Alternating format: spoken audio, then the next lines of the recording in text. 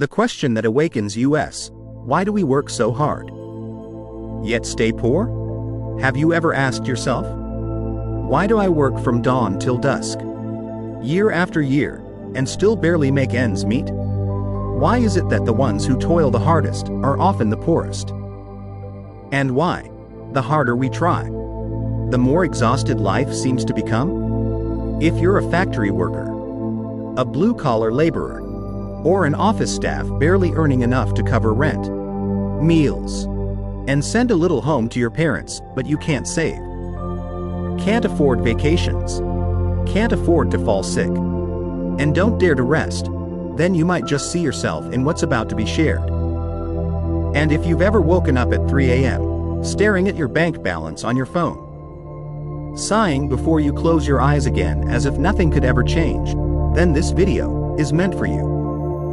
We're not wrong. We're not lazy. We're not lacking willpower. But maybe we're missing something the wealthy have understood for a long time. Maybe no one ever told us hard work is never enough if you're walking in the wrong direction. Saving won't help much if you don't understand the principle of asset accumulation. Back-breaking labor won't make you rich if you lack financial freedom thinking. Maybe poverty isn't a matter of fate. Maybe it's the beliefs we hold on to too tightly. We were taught hard work will make you rich. Obedience and loyalty will lead to promotions. Saving diligently is the surest path to success. But let's ask ourselves again, are we running all our lives, yet getting nowhere? Every time we get a raise, does life just double the pressure? Could it be that the trap lies in the very way we were taught to think? The rich are not rich because they're greedy. They're rich because they understand the game. They learn from failure, from strategy, from putting money into systems, not just effort. They know wealth comes not from effort, but from alignment. Inamori Kazuo, founder of Kyocera, once said, "Hard work alone doesn't win. Victory belongs to those with the right ideals, a clear purpose, and the wisdom to place their energy in the right place." We don't need to run faster. We need to pause and start looking at the map. Could it be that all these years, we've just kept walking, but never asked where we're going? And this is not just about money. This is about freedom, about dignity, about helping workers break free from a life of paycheck to paycheck, emergency loans, and fear of the next bill. The poor work hard. The rich work with systems. It all starts with mindset. We were taught, just work hard, and results will follow. But the truth? Some people work 12 hours a day for 10 years and remain laborers. Others take a week off, and their systems still generate income. Why? Because the rich don't work to stay busy. They work to build systems. While we work out of fear of poverty, they work to free themselves from labor. Robert Kiyosaki, author of Rich Dad, Poor Dad, said, "The poor work for money. The rich have money work for them." It sounds cliché until reality hits. Let me ask you, if you stopped working today, would money still come in? If you got sick for a week, would your account still grow? And if you lost your job, what remains? Besides a dusty resume? The wealthy build systems so income doesn't rely on time. They invest. They create value. They build assets. But the poor, we were programmed to trade time for money. And when we run out of strength, it also means society sees us as having no value. It's not our fault. It's just, no one ever taught us differently. No one told us, you can start with nothing, but you must start with a different mindset. Inamori Kazuo was once unemployed due to illness. But he chose to study business thinking, life ethics, and rooted his work in moral integrity. The result, Kyocera, the company he founded, became one of Japan's industrial giants. You may not have capital, but you can make one powerful decision. The decision to learn again from scratch. to ask the right questions. How can I stop working myself into exhaustion? How can the money I earn stop disappearing within 24 hours? And the answer is not in doing more. It lies in learning how to build systems, how to invest, and how to create value without being chained to time. How spending mindset keeps us poor while the rich think in terms of asset building. What's the first thing you do when you receive your paycheck? Pay off debts? Buy something from your long-awaited wish list? Treat yourself for working so hard all month? Or maybe send money home? Set aside just enough for food and wait for the next month? None of that is wrong. But when repeated unconsciously, month after month, it becomes a cycle that silently keeps us poor. Because this is how most people think about money. Earn it, spend it all. The rich, however, think the opposite. Earn it, invest it first to generate more money, and only spend the surplus. The difference isn't the amount of cash in your wallet. It's in how you use your very first dollar. I once asked a friend, a factory worker in Bin Duong, "Why don't you save or invest some of your overtime income?" He laughed and said, "Why save? Who knows how long I'll live? If I don't buy it now, it'll just be more expensive next month anyway." His answer was honest and heartbreaking. Because that exact mindset, spend now for a little joy, is what keeps us enslaved to money. Meanwhile, another friend, also a factory worker, decided to save just 10% of her income every month into a small investment fund. She read finance books and learned new skills on YouTube. After just 2 years, she left the factory job and became an administrative assistant.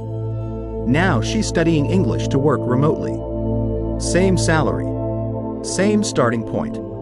But the difference? Their mindset. Daniel Kahneman, Nobel-winning psychologist, revealed in his prospect theory. Humans tend to act on short-term emotional gratification rather than evaluating long-term consequences. That means the poor tend to spend to relieve stress, while the rich spend to invest. The rich are willing to delay gratification. They don't buy to impress, they spend to serve long-term goals. Warren Buffett still lives in the house he bought in 1958. Mark Zuckerberg wears the same gray shirt nearly every day. Li Ka-shing, one of Asia's richest men, once said, "When you're poor, spend money to learn. When you're stable, spend money to build assets. Only when your assets generate passive income should you spend money to enjoy life." If you're living paycheck to paycheck, it's okay. But start setting aside just 10% each month to invest. A new skill, a book that changes your mindset, a side business or compound saving account. Start small, but stay consistent. Because wealth rarely comes from winning the lottery. It comes from making sure every dollar you spend moves in the right direction. The trap of work to spend, and how the wise escape it. Let's be honest. Back in school, we dreamed of having money to finally spend freely. Then, once we started working, the money vanished before it even warmed our wallets. And a few years later, the more we earn, the more we spend. And just like that, we get stuck in a loop. Work to spend, then work again, and repeat forever. This is the biggest trap of the modern poor. They spend as if money is a reward, instead of a tool for freedom. A friend once told me, "I'm not wasteful. I just spend on what all my friends spend on." But that is the trap. Comparison. Spending just to fit in, to not feel left out. The rich? They do it differently. They spend based on intention, not emotion. If something doesn't enhance their skills, add value, or support their integrity, they don't buy it. If an expense doesn't serve long-term freedom, they walk away. If a dollar spent can plant seeds for future growth, they consider it very carefully. That's not stinginess. That's financial maturity. One of Inamori Kazuo's core philosophies was, don't spend to fill the emptiness inside you. Live with purpose and spend to nourish that purpose. Do you have a purpose? Do you know why you're working? Or are you just trying to survive another month? If not, you'll be swept into the current of consumption, without ever knowing who you're truly living for. The rich think in terms of assets, the poor think in terms of paychecks. Here's a painful truth no one ever told us growing up. A monthly salary is like a delicious pie, but it has a limit. Assets, on the other hand, are like a garden. You can keep planting and harvesting forever. When the rich think about money, they think about assets. When the poor think about money, they think about a steady paycheck. The rich ask, how can this asset generate returns? The poor ask, will my company give me a raise this year? The rich seek to own land, stocks, systems, knowledge, brands. The poor focus on being punctual, diligent, obedient, hoping not to miss payday at month's end. As you can see, the difference isn't about ability, but about mindset. A skilled factory worker can create high-quality products. A hard-working employee can earn the boss's trust. But if they never learn to convert effort into ownership, then all they're doing is trading labor for consumption, endlessly repeating the cycle. So what is an asset? Robert Kiyosaki puts it simply. An asset is anything that puts money into your pocket, not takes it out. A motorbike you use for grab rides equals an asset. A smartphone bought on credit just for scrolling equals a liability. A book that teaches you how to invest equals intellectual asset.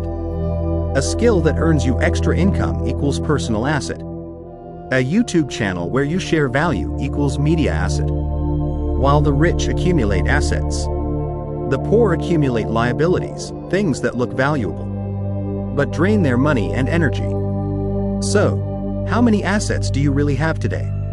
Try listing them. If after 5 years of working, you own nothing but an old phone and some worn-out clothes, then your poverty isn't from a low salary. It's from not thinking in terms of assets. Inamori Kazuo, founder of Japan's spiritual capitalism philosophy, once said, money should be placed in values that can spread, not values that wear out. Before spending a single dollar, ask, is this building an asset or just short-term comfort? If you're a factory worker, invest in your health, your skills, take evening classes, and learn personal finance. If you're an office worker, start a blog, learn writing, invest in a language, master AI tools, design, or video editing. Because only when you shift from making money to building assets will you start escaping the poverty loop. Not because you're obsessed with getting rich, but because you don't want to be 50, still surviving on the salary you earned at 25. You weren't born to work, spend, repeat. You were born to build something, even something small, that is truly yours. Poverty doesn't come from lack of money, but from fear of losing. Fear of change. Fear of investing. One of the biggest reasons why poor people stay poor isn't because they don't know how to invest, but because they're afraid. Afraid of being scammed. Afraid of losing everything. Afraid they don't know enough. Afraid people will laugh if they fail. And deeper still, afraid they're not good enough to change. I once asked a female office worker, why don't you try learning about finance or starting an online side hustle? She said, I'm afraid I'll lose money. That's my sweat and tears. I'd rather stay safe. That answer may sound smart, but it's exactly why she has stayed stuck with the same paycheck for years. You know what? Rich people are afraid too. But they act anyway. And more importantly, they accept calculated risk to move forward. Jack Ma once said, not investing because you fear loss is like not loving because you fear heartbreak. In the end, you lose both. The truth is, if you're too scared to invest, you've already lost. You've lost time. You've lost opportunity. You've lost your chance at future financial freedom. So how do you overcome fear? 1. Start small, where you can afford to fail without falling apart. 2. Learn first, act next. Don't be blind, but don't hesitate forever. 3. Recognize fear not as a warning, but as a challenge to grow. 4. Remember, those who fear losing never truly win. You don't need to succeed big. You just need to begin, even with trembling hands, but with conscious intent. Investing isn't just for the rich. It's for anyone ready to break free from repetition. The invisible trap of earn, spend, run out, borrow, work, spend. Let's paint a familiar picture. On the 5th, you get your paycheck. By the 10th, rent is paid. By the 12th, tuition for your child is due. On the 15th, you place a few Shopee orders just to treat yourself. By the 20th, you're juggling groceries, electricity, and water bills. On the 25th, you message a friend. Can I borrow a bit? I'll pay you back next month. On the 28th, you sigh. When will I finally have anything left over? Next month, the cycle repeats. Next year, still the same. Can you see it now? This is the invisible financial trap, the loop of earn right pointing arrow, spend right pointing arrow, run out right pointing arrow, borrow right pointing arrow, work right pointing arrow, spend. That keeps us living on borrowed money, borrowed time, and borrowed peace of mind. Why do we fall into this trap? 1. Lack of a clear financial plan. Most people living paycheck to paycheck have no monthly budget. Money comes in, we spend emotionally. Money goes out, we lose track. And by the end, I don't even know where it all went. 2. We can't delay gratification. We buy to feel good now and suffer long after. A new outfit might bring joy for 2 hours, but a wise investment could bring peace for years. 3. We don't distinguish real needs from impulsive wants. Everything feels like a need, so nothing ever feels enough. We spend quickly, out of fear that we won't get a chance later. James Clear, author of Atomic Habits, wrote, "Big change comes from small actions, taken systematically. If you don't break the old loop, you'll unknowingly live in it forever." How do we break this cycle? 1. Use the 50-30-20 rule. 50% for essentials, 30% for flexible spending, with limits, 20% for savings, investments, or learning. 2. Pay yourself first. When you get paid, right pointing arrow, set aside 10 to 20% into savings, investment first, right pointing arrow, then budget the rest. 3. Track your expenses daily. A simple act that can shock you after 1 month. 4. Stop asking, can I afford it? Start asking, is this worth the hours of my life I'll trade for it? Every 100 Vietnamese dongs you spend equals hours of work. Kilometers in the sun, is it worth it? You may not be able to change your income today, but you can change the loop so your life stops repeating the same mistakes. The rich guard their energy, the poor get drained by emotions. Let's be honest. Have you ever spent money when feeling sad, stressed, or burned out? Ever said, just buy it, I'm too tired to care? After a long day of being scolded at work, did you reward yourself with an expensive meal or a trip you couldn't afford? This is what psychology calls emotional spending. And if you're unaware of this, no matter how much you earn, you'll never keep anything. Daniel Goleman, renowned psychologist, once wrote, "Successful people aren't the smartest, they're the ones who manage their emotions well." Unmanaged emotions lead to poor decisions, and one of the biggest areas affected is finance. The poor often fall into the pattern. Overwork, right pointing arrow, emotional depletion, right pointing arrow, spending to feel better. The rich do the opposite. They protect their energy first, then make spending decisions. How do we stop emotional fatigue from turning into financial poverty? 1. Rest properly. Sleep well. Breathe deeply. Stop pushing endlessly. Many people stay poor because they overwork, fall sick, and then spend all their money to heal. 2. Journal your emotions, instead of spending to forget them. Once emotions are written down, they no longer control your actions. Replace retail therapy with emotional care. 3. Live with energy simplicity. Save your strength for what matters. The rich don't attend 10 meetings a day or carry everyone else's emotional baggage.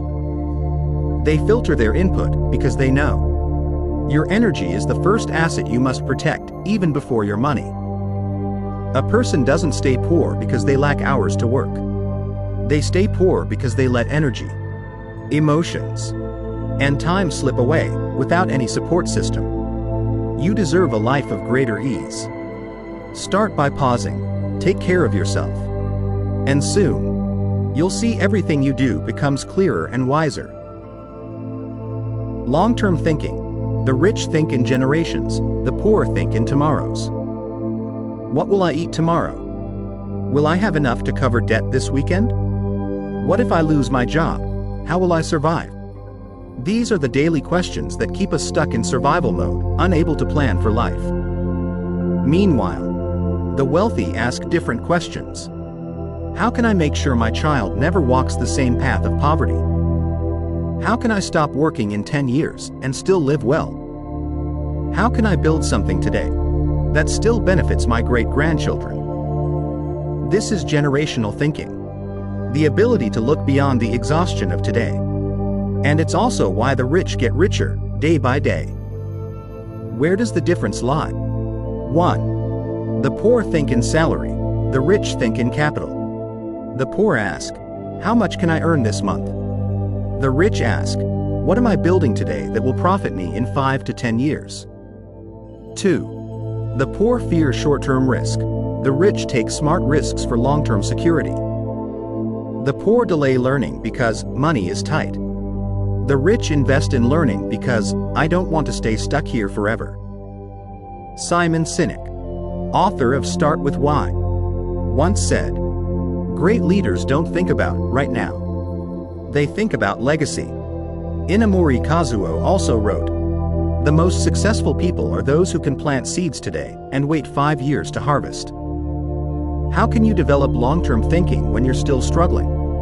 1. Start with this question. If I keep living like this, what will my life look like in 5 years? It may hurt, but it also brings clarity.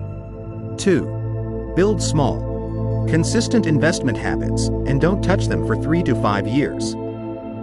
This could be a savings account, a deep learning course, or a long-term investment fund. 3. Reduce your reliance on short-term emotions.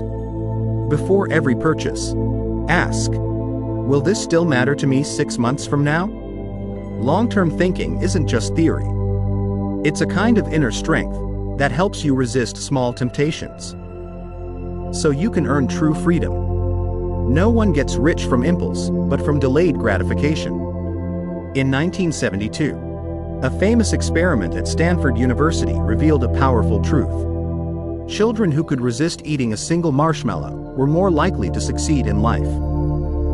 That legendary marshmallow experiment wasn't just about children. It speaks volumes about all of us, especially in today's consumer-driven world. We now live in an era where shopping is just a tap away. Borrowing money takes only minutes. Every desire can be instantly satisfied. And that's exactly why we're growing more impatient with saving, building, or waiting. The poor seek instant gratification. The rich wait for the right moment. The poor just got paid. Let's celebrate and shop. The rich just got paid. Time to invest, grow assets, and build value. The poor say, I worked hard. I deserve to blow off some steam. The rich say, I worked hard. Now let's make sure my money doesn't have to. Warren Buffett, the legendary investor, once said, "The key to successful investing is do nothing when nothing is needed. Don't spend when you don't have to. Don't rush when you don't yet understand." It sounds simple, but is difficult to practice, especially when emotions drive our actions. How do we train ourselves to delay gratification? 1. Write down your long-term financial goals and post them where you'll see them daily. Whenever you're tempted to spend on instant pleasure, look at what truly matters to you in 3 years. 2. Use the 24-hour delay rule for all non-essential purchases. If you still need it after 24 hours, buy it. If not, you've just won a battle with yourself. 3. Share your goals with someone you trust. Having someone hold you accountable increases your chance of long-term change. Delaying gratification isn't deprivation. It's a way to build discipline and make your money obey your reason, not your impulses. True wealth isn't in your bank account, it's in your inner freedom and conscious mastery. A person may have billions in the bank, but still live in fear, competition, anxiety about every word, every glance, every seat at the table. Another person might have just a few dollars, yet sleep peacefully, smile each morning, and live with kindness in their heart. So, who is truly wealthy? Wealth isn't just the numbers in your account. True wealth is freedom within, and peace in your soul. True wealth is when you no longer need to run away from life, but can stand still, take ownership, and choose to live by what matters. I once met a businessman who lost everything in a crisis. His assets vanished. Friends abandoned him. He was left with just himself. But he told me something I'll never forget. Now I finally understand. True wealth is when you can lose everything and still not fall. Because what I haven't lost is the ability to rebuild and stay true to my values. That is the kind of freedom no one can take away. Money can disappear. Houses can be sold. Even careers can collapse. But if your inner light still shines, you've never been poor. Eckhart Tolle, author of The Power of Now, once said, "You don't own what you have. What you possess doesn't define who you are. Only presence and awareness bring true wealth." The poor are not simply those who lack money. They are those who always feel lacking, constantly fear loss, and are ruled by emotional insecurity. True wealth doesn't have to be flashy. The truly rich live simply, but with purpose. They may be quiet, but never powerless. They don't need to prove anything, because they stand in their own truth. So how do we cultivate inner wealth?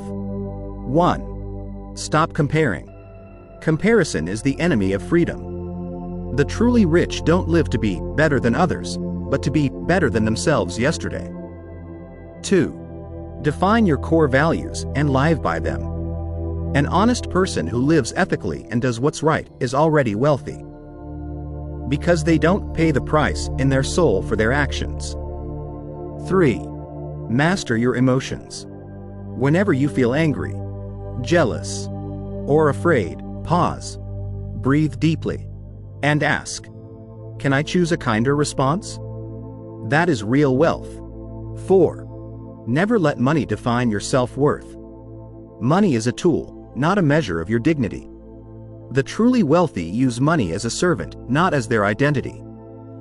And finally, remember, you are rich when you can live a simple life without losing your dignity.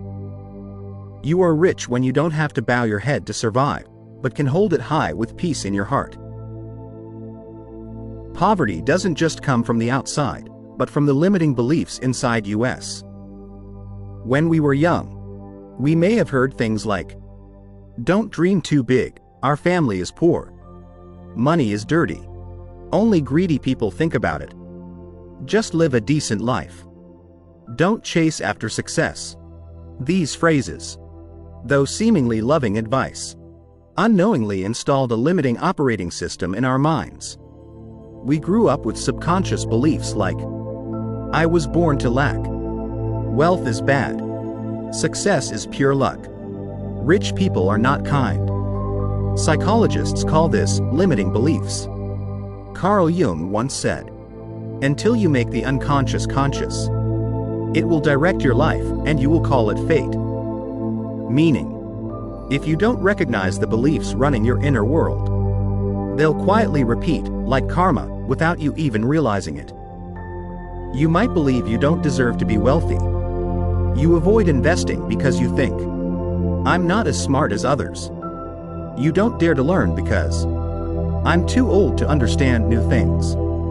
And so, you live inside a cage you unknowingly built yourself. So how do you unlock that cage? 1. Write down 5 beliefs about money you've carried since childhood. Then ask, is this really true for me, or was it only true for the one who taught me? Separating belief from truth is the first step to freeing your mind. 2. Surround yourself with financially positive mindsets. Read books by Inamori Kazuo, Warren Buffett, Tony Robbins.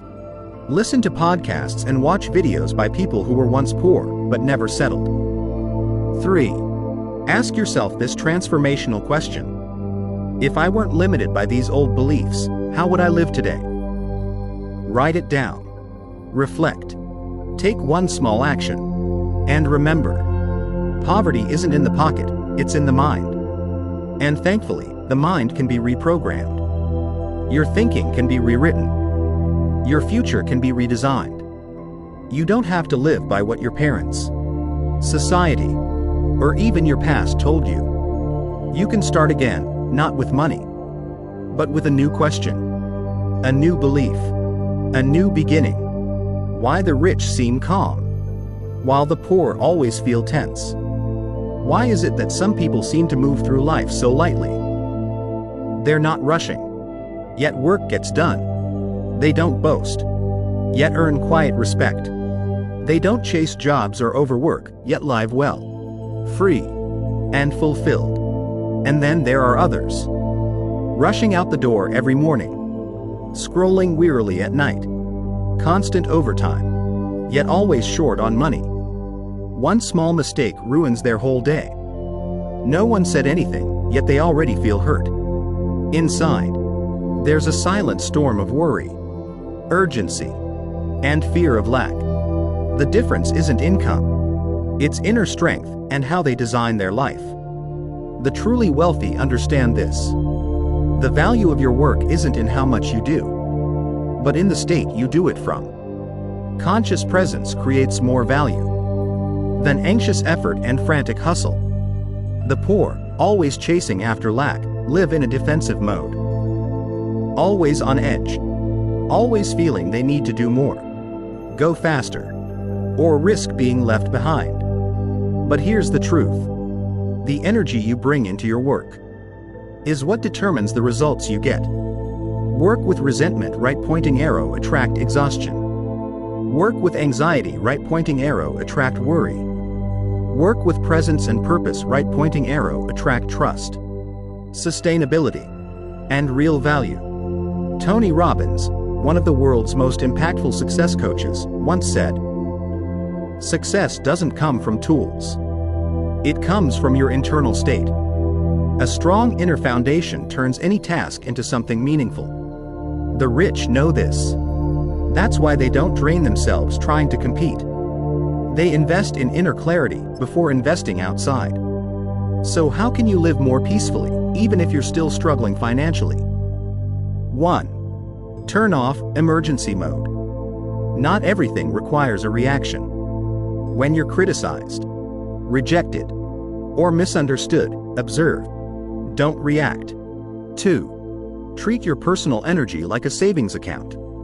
Sleep on time. Eat properly. Spend at least 15 minutes a day in silence. Avoid gossip. Don't waste energy on meaningless talk. 3. Focus only on what you can control. You can't control gas prices, but you can control how you spend.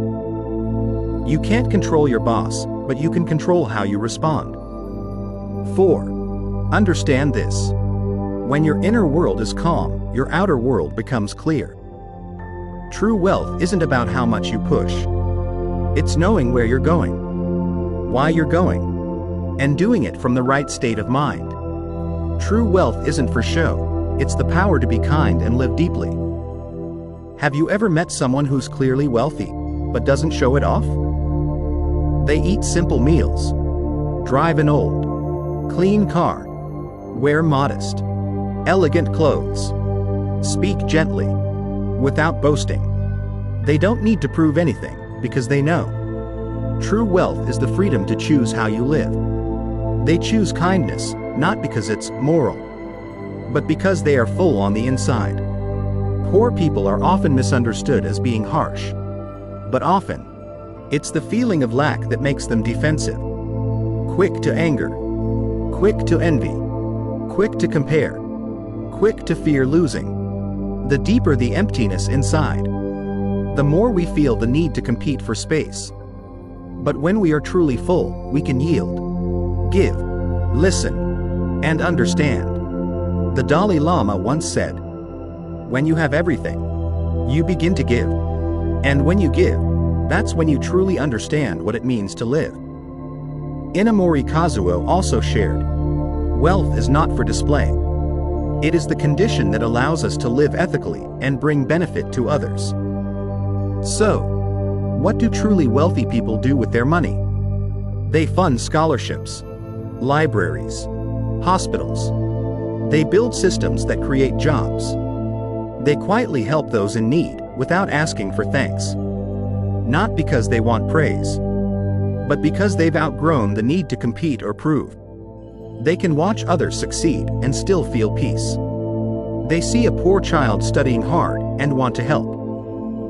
Because they are rich in heart, long before they were rich in pocket. So how can we start living like that, starting today? 1. Don't wait to be rich to be kind. Do one small act a day, help someone. Speak gently. Share a useful tip. Or just listen without judgment. 2. Focus on values, not image. You don't need luxury brands, you need dignity. You don't need a title, you need authentic kindness. 3. Plant seeds of abundance through beautiful behavior. Every good deed you do today becomes an invisible asset, shaping the person you'll become. You don't need to be a billionaire to live deeply. You just need to start living rightly, in small ways, today. Because in the end, people won't remember how much money you had. They'll remember how you lived, who you helped through a storm, and what light you left behind when you walked out of the room. The rich deliver value, the poor wait to be paid. One of the most common phrases among the poor is, "I worked so hard, and this is all they pay me? I put in effort, I must get something back." No one works for free. Sounds fair, doesn't it? But this mindset, "I give only if I get," is often the biggest barrier to becoming truly wealthy. Why? Because it's built on demand, not value. The rich think differently. They give value first. They build ecosystems where others benefit first. They understand, money is a reward, not a condition. A friend of mine started a small food stall. Instead of obsessing over profit margins, he focused on cooking clean, honest meals, taking care of each customer, remembering each person's name, willingly running at a loss for the first 3 months just to keep the quality high. By the 6th month, the place was packed every day. He never needed ads, promos, or flashy banners because his customers became his best marketing. Zig Ziglar, a legendary motivational speaker, once said, "You can have everything in life you want, if you help enough other people get what they want." The rich understand this. Value comes before money. Money follows naturally as a result. The poor often think, "I work, I deserve to be paid." The rich think, "I create value, and that's why I deserve reward." So how do we shift into a value-first mindset? 1. Ask, what problem am I solving for others? Whether you're an electrician, delivery driver, or teacher, ask, am I making someone's life easier, safer, Clearer? If yes, you're already creating value. 2. Stop counting hours. Start counting outcomes. You might do more than your pay grade. But if you outperform others by 200%, raises, promotions, and better opportunities will come naturally. 3. Give real value, not gimmicks. True value doesn't come from appearances. It comes from quality, integrity, and staying committed to what's right. Inamori Kazuo taught, money is the byproduct of loving. Conscientious service. Serve deeply and money will come. But if all you chase is money, you'll lose both career and conscience. True wealth isn't a trick. It's the karma of value. The echo of every act done with heart, honesty, and meaning. Don't chase money. Become the kind of person money wants to find. Imagine this. Money is like a friend. You keep chasing it, but it keeps running away. Why? Because all you do is run after it, without ever asking, am I the kind of person that money would actually want to stay with? Rich people don't chase money. They become the kind of people money is drawn to. They build systems. They think like investors. They are disciplined, dependable. They live with integrity, purpose, and clarity. So why do so many talented people still struggle with money? Because money doesn't stay with those who are reactive, volatile, or give up easily. Money likes people who take full responsibility, keep their promises, commit to lifelong learning, treat people and the world with respect. Florence Scovel Shinn, one of the earliest writers on the law of attraction, wrote, "Money is a form of energy, and it flows only where it is welcomed. With clarity, love, and discipline." So how do you become someone that money wants to be with? 1. Live with a plan. People with a plan make money feel safe to stay. 2. Be kind to every little coin. Don't waste it. Don't lie about it. Don't cheat. Honor every dollar you receive. Be grateful. Use it with care. 3. Continuously upgrade yourself. Learn new skills. Read. Avoid negativity. Master your emotions. Money is drawn to value, not to complaints. 4. Behave like someone who already has wealth, with dignity. Don't show off. Don't fear. Don't resent the rich. Instead, respect money, like a friend walking beside you. You don't need to go find money. You just need to become someone solid and ready. So when money arrives, you're able to hold on to it. Because money cannot nourish a restless soul. And it won't stay with someone who lacks awareness. Spirituality and finance are not separate when you ACT with integrity. Some people say, I follow a spiritual path. I don't care about money. Others say, I run a business. I don't have time for meditation, mindfulness, or compassion. These two views seem opposite. But actually, it's just a misunderstanding. Spirituality does not conflict with finance. In fact, spirituality is the foundation for sustainable wealth. Just look at some of the world's most enduringly successful people. Warren Buffett lives simply and donates most of his wealth to education and healthcare. Inamori Kazuo built the Kyocera Empire on Buddhist ethical principles, putting human benefit above profit. Muhammad Yunus, founder of Grameen Bank, offered microloans to the poor and won the Nobel Peace Prize. They were all financially rich, but never disconnected from service, compassion, and ethics. Thich Nhat Hanh once said, "When you live mindfully, you spend money as an act of love. Every dollar spent with awareness is a seed of peace." So, the truly wealthy are those who spend with integrity. But what does it mean to spend with integrity? 1. Don't take what isn't yours. Whether it's taxes, commissions, or prices, be transparent. 2. don't make money by harming others. They don't deceive customers, exploit the weak, or destroy the environment. 3. Don't spend money to fill emotional emptiness. They spend for value, not for image or status.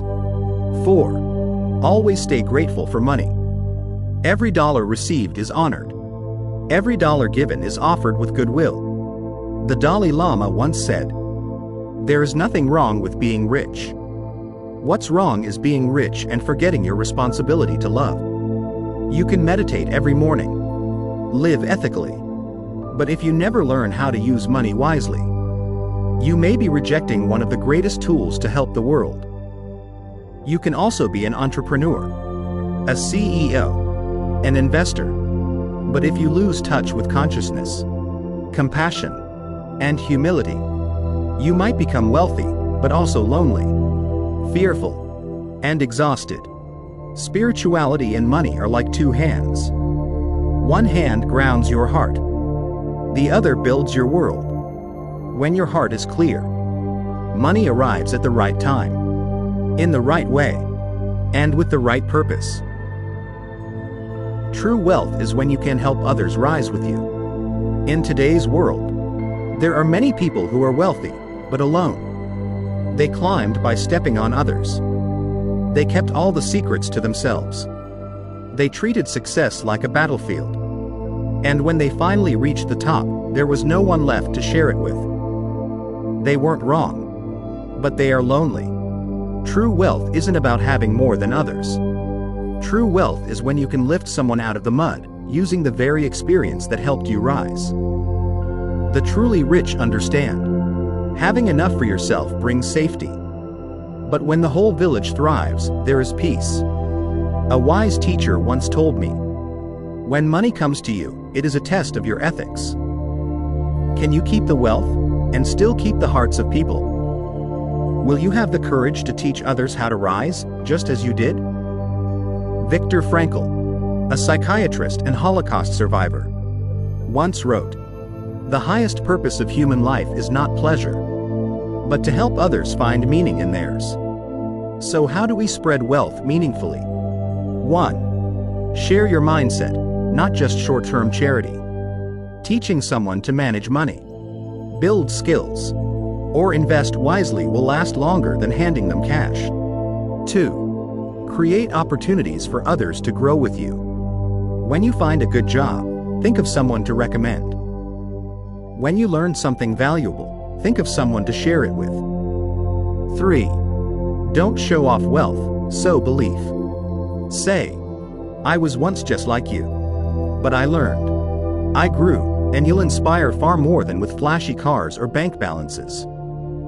And in the end, remember, when you help someone become wealthy in heart and life, you're building a world with less injustice, less envy, and less pain. The richest person is not the one who has the most, but the one who can stand in the light and still reach back to lift others up.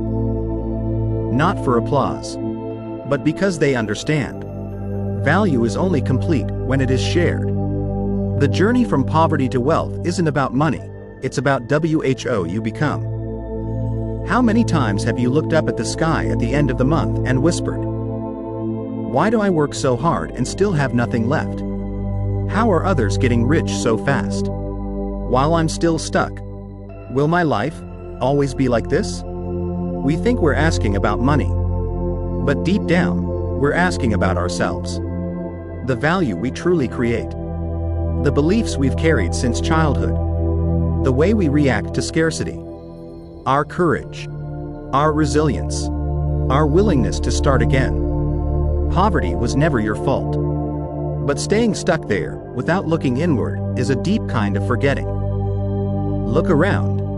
Some classmates are now directors. Some coworkers now run their own workshops. Some who once borrowed money now avoid eye contact. Some who once shared your small rented room now mentor others on how to invest. Life isn't fair, but it follows patterns. What are those patterns? 1. Those with clear goals lead. Those without direction are always being led. 2. Those who invest in themselves go far. Those who save every cent but fear growth stay stuck. 3. Those who plant patiently reap sweet fruit. Those who rush results meet disappointment. 4. Those rich in heart will soon be rich in life. But those rich in wealth and poor in soul will eventually lose it all. We can't choose where we were born, but we can choose where to walk from here. No one becomes rich overnight. But today, you can plant the first seed for a new life. Napoleon Hill, author of Think and Grow Rich, once said, "All wealth begins with a thought. That thought, when nourished with belief, planning, and persistent action, becomes reality." You don't need to be a genius. You just need to pause, look inward, and ask, what kind of life do I want to live? If I had 10 years to start over, how would I choose to live? If my child looked at me, what would they learn about kindness, freedom, and growth? The journey from poverty to wealth doesn't start at the bank. It starts with the small choices you make every day. Choosing to read one page instead of scrolling TikTok. Choosing to learn a new skill instead of binging comedy. Waking up early to breathe instead of sleeping through chaos. Buying a book instead of a status symbol.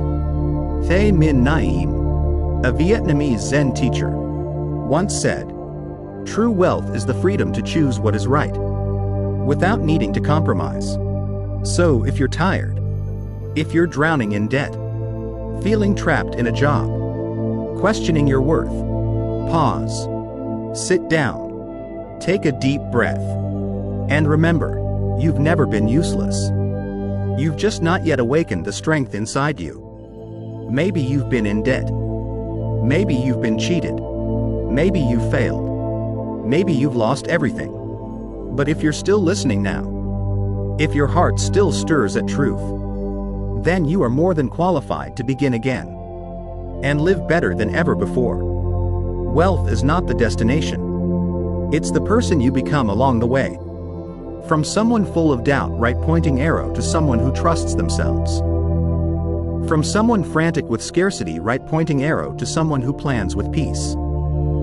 From someone demanding, right pointing arrow, to someone patient, generous, and value-driven. From someone silently suffering, right pointing arrow, to someone who inspires their family, their community, their next generation.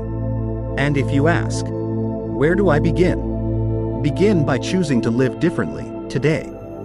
One kind thank you. One mindful decision to save. 1 hour learning something new. One more responsible day at work.